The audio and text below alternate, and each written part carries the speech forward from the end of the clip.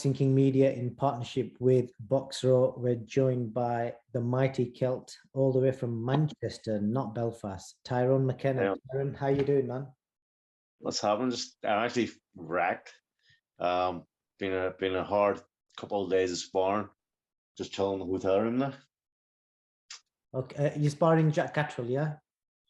Yeah, well, not only good Jack, like I'm sparring every day. So I sparred Jack on Monday, and then other like Sean McComb, Gary Cully stuff on Tuesday and Wednesday, and then I'm sparring him again tomorrow. So busy week. A lot of sparring done, a lot of rounds in. And you need them rounds because a fight that announced, was it yesterday or the day before? Nobody saw it coming.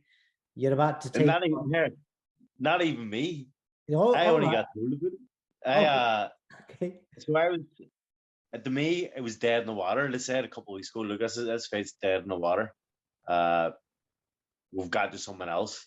Same date, blah, blah, blah, but it's not Regis, Prograis. And I said, right, sweet. So my mind was elsewhere. I was focused on someone else. I had forgot about Prograis.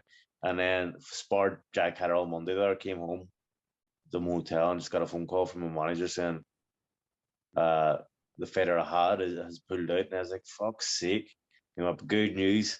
Prograis back in. I was buzzing. I mean, it's the fight I wanted. It's the fight I've been chasing for the last 4 or 5 months. So ecstatic that it's happening. And I'm really happy for you. Like I said, nobody saw that coming. You've gone from not knowing who you're fighting to fighting probably one of the top 5 best super lightweights in the world quite easily. I put it up as he's the best available fighter I could fight right now at my weight. There's obviously Josh Taylor and Jack Cattrall fighting for all the belts, and then next is him. So I'm fighting the best there is. I mean, what more could you want? I think you just summed it up yourself. Like, how when was this fight initially talked about? Because, like I said, I personally never heard about it, and I read about everything, and it really spun me out. So, is any titles on the line? Is there like rankings up in the air, or what's happening? There are trying to get something on the line. Nothing confirmed yet. Hopefully, in the next week or two, something's be confirmed. But I mean, it's a massive fight. It would be a shame if there isn't anything on the line. But that's that. That actually doesn't concern me. Like, I didn't ask about the money, didn't ask about the rounds, didn't ask where it was, didn't ask what it was for. I just wanted to fight Regis Prograis. I've said always after my fights, when people ask who I want next, I want available the best fighter I can, and Prograis was the best one. So I got what I wanted. I didn't care about the frills and anything else attached to it. I just wanted the name, and I got it. And you sure have. So Regis Prograis, on paper, one blemish on his record against a guy that's probably top 3 pound for pound best fighter in the world, Josh Taylor, a fight that could have gone either way. Yeah. How does Tyrone McKenna beat Regis Prograis? He's an old man now. He's what, 33? He hasn't fought in a year. He's inactive. I just believe that I think good attributes to have in professional boxing is your balls, your heart, and your work rate, and I've got all 3. I think all 3 is a dangerous combination. I mean, I can take a shot. I've took shots my whole career, so I'm not worried about his power. I'll be walking him down. I'm 6'1". He's 5'7" or something. I shouldn't be walking him down, but I will walk him down. And I believe I'm going to be too much for him. He's been a year inactive. He's been off sunning himself in Dubai and Mexico and all these places, and he hasn't been in the gym really. So to take a fight in 8 weeks, time, it's a big ask, I think. So I'm ready. As I say, I'm sparring. He's only started camp this week. I'm ready in sparring with world level operators.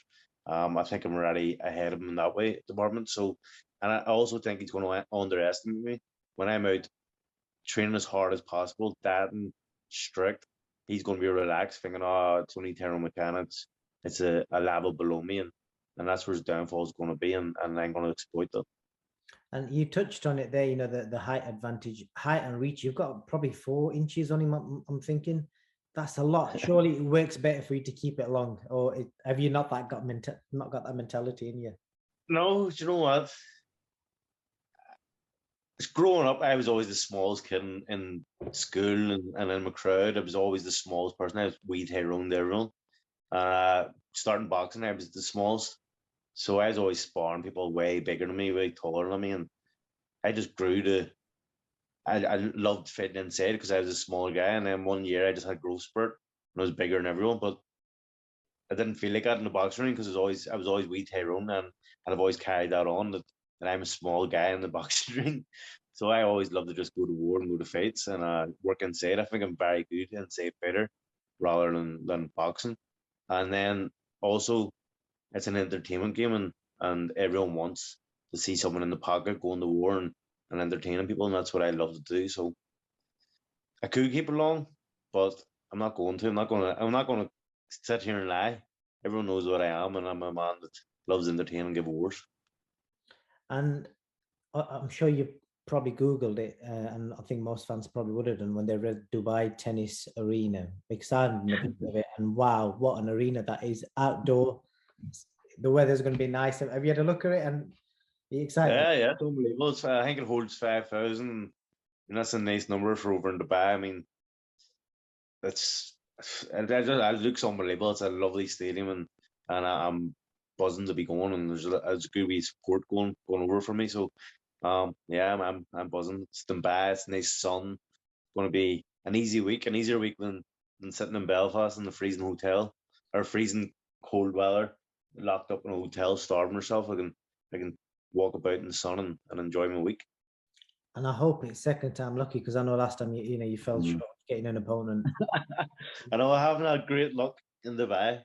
Last time obviously got on the scales and then he pulled out with COVID. But to be honest, I think it was a blessing in disguise because it was at the time when there was no real crowd or anything like that. So I'm a man that needs a crowd behind me to fight, and it could have went badly for me that night if I had a fought because there was no crowd and I wouldn't have got up for it the same way that I get up when there is a crowd. So I'm kind of glad that it didn't happen, but here we are. And obviously, you're in a great position now. Obviously, going back a year and a bit, you took the Ohara Davis loss quite badly, from what I saw and from what I read. Do you feel like you've got over that now? Or you've accepted what happened? And you know what? I look back on it, I thought, I won that fight. No, I shouldn't. I beat myself up a bit and stuff. But I look back on it now and I just said, you know what? It was in England. I was on the back foot. I think being in the way fighter over in England, I should pressured him and I should actually throw more punches, maybe than throw enough. And it's probably my own fault that I didn't get the decision. I still think I outboxed him, landed more shots, but looking at it, maybe I should have done more. So I'm not really beating myself. I'm over it. That's good. That's good to hear. So just to wrap up, Tyrone, how do you win this fight in a couple of sentences? What are you going to do to Regis on fight night, March 19th? Is the 19th? Yeah, this is what's going to happen. He's going to underestimate me during camp. He's going to come in, struggle to make weight because he hasn't been diving properly. Then he's going to jump in the ring with me, try and blow me away in 2 or 3 rounds. Realize I've got a granite chin and start to freak out. His fitness isn't there. I'm going to absolutely outwork and outclass him in the later rounds. Sweet. Bang. And then I'm going to celebrate with a Guinness. And if you beat Regis, your status in world boxing is literally going to go through, because you've just beaten a guy that's regarded really highly in that weight. Once I beat Prograis, I'm going on Twitter and I'm reading back to every single fucking bastard that's wrote all sorts to me. Non-stop, for fuck's sake.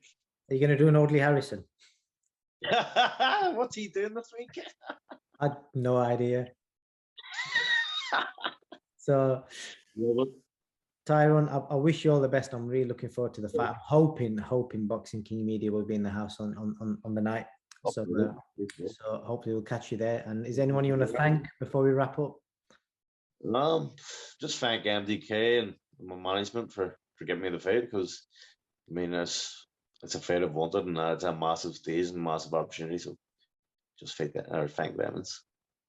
That's it. Life's all about opportunities. You've got to grab them when you get them. And I'll take them, of course.